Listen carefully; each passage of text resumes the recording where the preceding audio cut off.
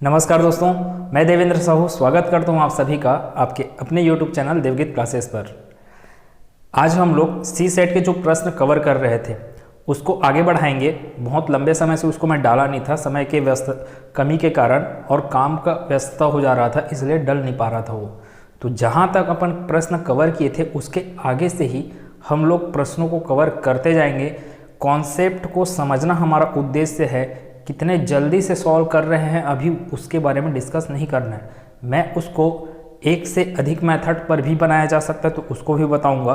पूरा कॉन्सेप्ट समझना मेन उद्देश्य है। क्लास स्टार्ट किया जाए आगे के प्रश्नों को लेकर। आगे का प्रश्न पिछले क्लास 9 तक कवर कर लिए थे हम लोग। क्लास 10 के रूप में आज का पहला प्रश्न जो कि 25वां प्रश्न है। 25वां प्रश्न आपको दिख रहा होगा स्क्रीन पे। क्या लिखा है? एक पुस्तक विक्रेता अपनी पुस्तक पर उत्पादन की वास्तविक लागत पर 56% अग्रिम अंकित करता है। वह 12% की छूट की अनुमति देता है और एक बार में बेचे जाने वाले प्रत्येक दर्जन के लिए एक प्रति निःशुल्क भी देता है। यदि पुस्तकें 12 के लॉट में बेची जाती है तो पुस्तक विक्रेता को कितना प्रतिशत लाभ होता है? ऑप्शन अपने पास 26.72%, 20.96%, 32.64% और 18.33% है। प्रश्न बोला क्या, उस चीज़ को पहले समझा जाए। प्रश्न ये बोला कि मान लो आपके पास जो 12 पुस्तकें हैं उसका मूल्य है आपका 100 यूनिट। 100 यूनिट है। इन 12 पुस्तकों पर 100 यूनिट है इसका मूल्य, मतलब खरीदे आप कितने में हो उसको? 100 यूनिट में, या फिर रुपए में भी बोल सकते हो कि आप 100 रुपए में इसको खरीदे हो। अब उसमें बोला कि वास्तविक लागत पर, वास्तविक लागत कितना था आपका? 100 रुपये। इस पर कितना प्रतिशत अग्रिम अंकित किया जाता है? अग्रिम मतलब कि बढ़ाकर कितना अंकित कर दिया गया है? तो 56% अग्रिम। तो भाई आप 100 रुपए में लिए हो और उसमें एमआरपी अगर आप डाल रहे हो, ये क्या है आपका? कॉस्ट प्राइस है। बीच में क्या आता है? Selling price. फिर है आपका एमआरपी या मार्क्ड प्राइस। 100 रुपए की चीज को आप कितने रुपए में बेच रहे, कितने रुपए अंकित कर रहे हो? अर्थात 156 रुपए। 56% अग्रिम अंकित करना मतलब कि 156 रुपए बोलेंगे या फिर यूनिट बोलेंगे अभी कंडीशन में। अब वो क्या बोला कि 12% की छूट की अनुमति देता है। छूट किस पर दिया जाता है? तो मार्क्ड प्राइस पर छूट दिया जाता है। मार्क्ड प्राइस कितना है अपना? 156 रुपए या यूनिट करके बोल सकते हैं। 156 पर कितने प्रतिशत का आप छूट दे रहे हो? 12%। 12% का आप छूट दोगे तो सिंपल सी बात है 88% में बेचोगे आप। किसका 88%? मार्क्ड प्राइस का 88%। मार्क्ड प्राइस का 88%, 12% छूट मतलब 100 माइनस 100 माइनस 12 कितना आ गया आपका? 88%। तो 88% मिलने वाला है। किसका 88%? 156 का। वो क्या हो गया आपका? एसपी। ठीक है, चाहो तो अभी इसको सॉल्व कर लो, नहीं तो बाद में एक साथ सॉल्व करेंगे। ठीक है, 12 पुस्तकों को आप लिए 100 रुपए में, उसको मार्क्ड किए 56% अधिक 156 रुपए। अब इस 156 रुपए पर कितना आपको छूट देना है? तो वो देना है 12%। 12% छूट देने के कारण कितना हो गया? इसका सेलिंग प्राइस 88/100 गुना 156 हो गया। अब आगे वो क्या बोला कि यदि एक 12 पुस्तक को बेचेगा तो एक पुस्तक वो निःशुल्क भी देता है। ये भी बोला 12 पुस्तक को आप बेच रहे हो तो एक पुस्तक निःशुल्क दे रहे हो, मतलब कि आपको 13 रुपए का लागत लगा है। 13 पुस्तकों का लागत लगा है और उन 13 पुस्तकों के लागत के जगह में आप कितना पुस्तक का बेच रहे हो? 12 पुस्तकों को बेच रहे हो। ये भी एक चीज है। तो आपका एक्चुअल जो सेलिंग प्राइस है वो कितना बनने वाला है? सेलिंग प्राइस 88/100 गुना 156। अब देखो आप बेचे कितना हो? 12 पुस्तक, लेकिन एक पुस्तक क्या कर रहे हो आप? फ्री भी दे रहे हो। फ्री दे रहे हो मतलब कि 12 और 1 कितना हो गया? 13। तो बटे में क्या आएगा? 13। ठीक, ये 12/13 कैसे आया? यहीं पे दिक्कत है आपको। 12 पुस्तक बेच रहे हो, एक पुस्तक एक्स्ट्रा दिए हो, तो सिंपल सी बात है बटे में तुलना आप किससे कर रहे हो? 13 पुस्तकों से, इसलिए बटे की क्या आएगा? 13 आएगा। सॉल्व किया जाए इसको, बस इतना सॉल्व कर लेंगे, अपने पास आंसर बिल्ट होना चालू हो जाएगा। फिर है 13 एकम 13, यहाँ पे 2 बचा, 2 और 6 26, तो 13 दूनी 26। ठीक है, और सॉल्व किया जाए अगर इसको तो ये हो गया 12 और 12 कितना हो गया? 144। तो 88 गुना 144/100। इसको भी सॉल्व कर सकते हैं, लेकिन मैं सॉल्व नहीं कर रहा हूँ क्योंकि ये 0 0 है, तो लास्ट में दशमलव के रूप में लगा देंगे डायरेक्ट। अपन सॉल्व कर लेते हैं 88 गुना 144 को, 144 गुना 88, इसको सॉल्व कर लीजिए आप। कितना आएगा, 8 चौक 32, फिर 8 चौक 32 और 3 35, 8 एकम 8, 8 और 3 11, 1152 आया 8 गुना 144 करने से। फिर आएगा 1152, एक और 8 बचे ना, तो ये कितना आ गया 2, 5 2 7, 5 1 6, और इधर कितना आया 12 आ गया। तो ये आया 12,672। किसका वैल्यू आया है, 88 गुना 144 का, 12,672 बटे 100 आया।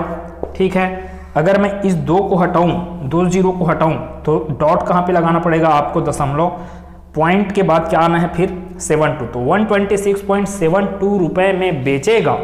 ये बेचने का प्राइस हुआ किसका, 12 पुस्तकों का।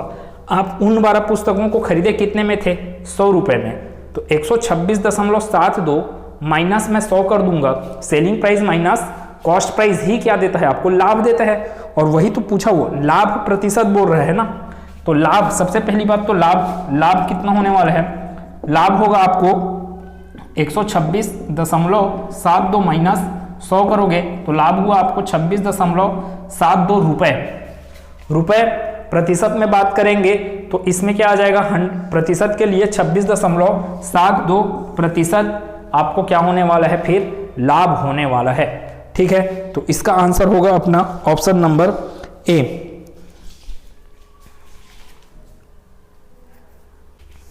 अब आपको एक श्रृंखला दिया गया है, उसमें अपने को क्वेश्चन मार्क के बारे में पूछा गया है।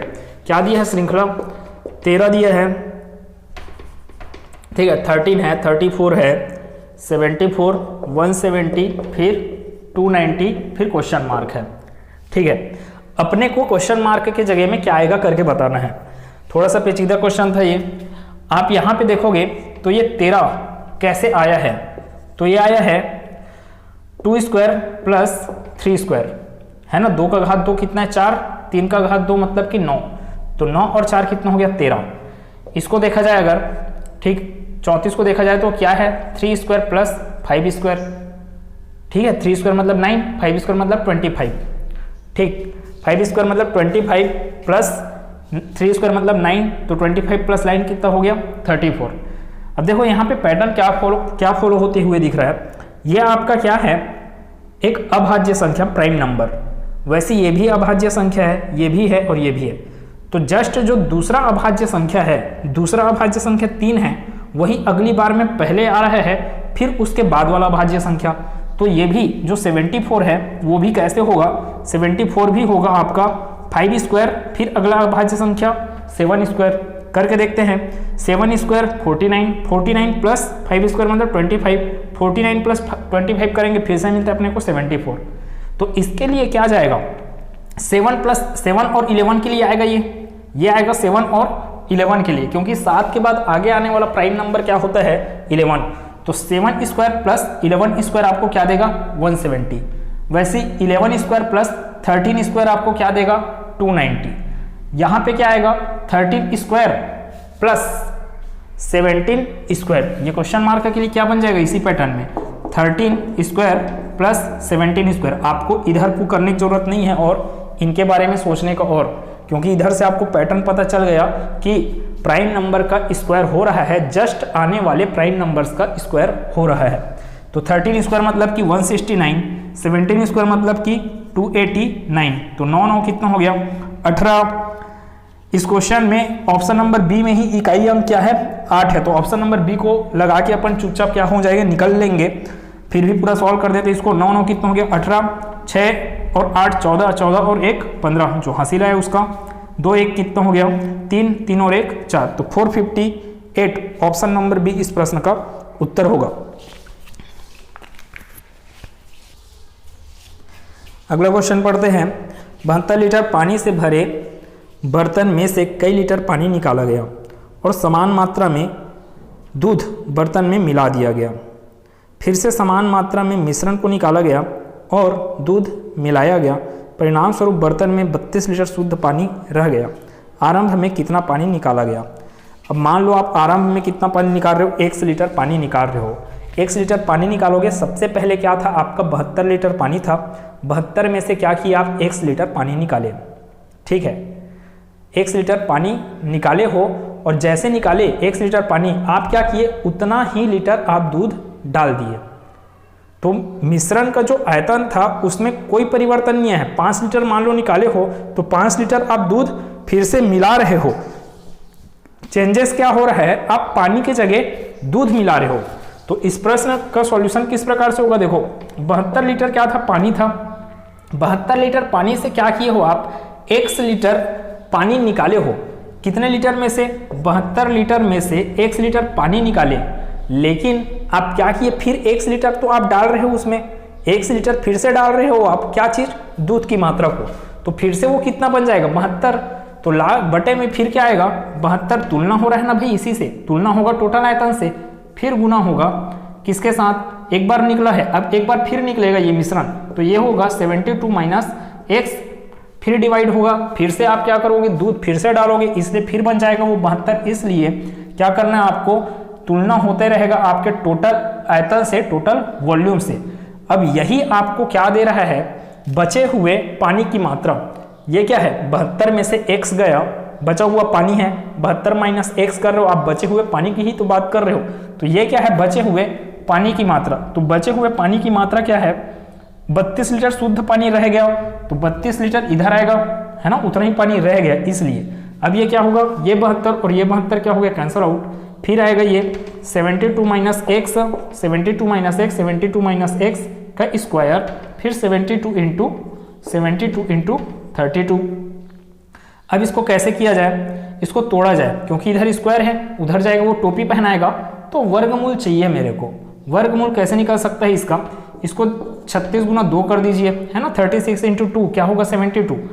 अब अपने को 36 किसका स्क्वायर रूट होता है ये मेरे को पता है, ये 2 को मेरे को क्या बनाना है, स्क्वायर रूट के फॉर्म में लाना है। तो इसको क्या कर दिया जाए, ये 32 लिखा है, इसको लिख लिया जाए, अच्छा डायरेक्ट कर दिया जाए 2 इंटू 32, क्योंकि ये 2 इंटू 32 कितना बन जाएगा, 64।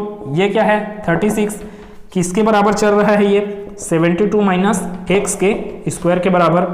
अब ये होगा 72 माइनस एक्स का स्क्वायर, लेकिन स्क्वायर को उस तरफ ले जाऊंगा तो क्या बन जाएगा, स्क्वायर रूट ऑफ 36 इंटू 64। 36 का स्क्वायर रूट होता है 6, 64 का स्क्वायर रूट होता है 8, ठीक है। तो ये कितना आ गया अपने पास, 6 8 48, किसके बराबर चल रहा है ये, 72 माइनस एक्स।